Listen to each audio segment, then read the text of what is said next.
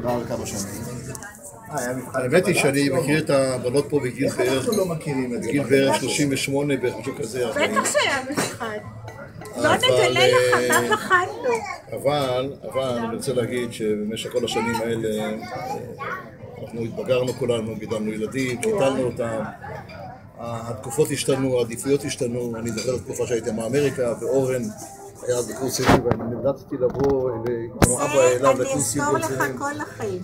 והדברים האלה, אבל בסך הכל, אז אמרתי, את לא מאמינה שאת הגעת לגיל 70. לא, אני לא מאמינה, לא רוצה להגיד. אני אומר ככה, אני מאחל לכל החברים הכי טובים שלו להגיע לגיל 70 במצב שאת הגעת אליו. אני קמתי. קודם כל, זה השורות, זה הכל. לא כל הזמן שאתה ברך, תזכור שיש פה כמה שכבר שכחו מתי היו.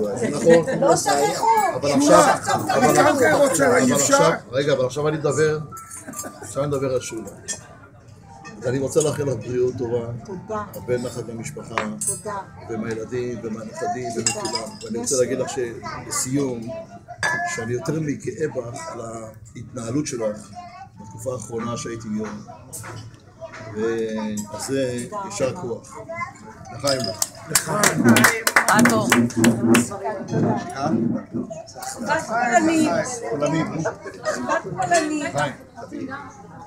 הבנתם למה אמא של שלמה הייתה גאה בי.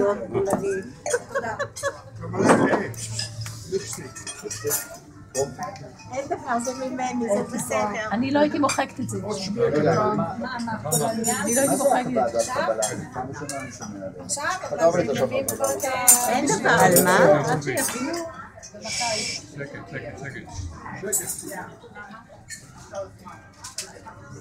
אני לא הצבעתי אף פעם שכתוב.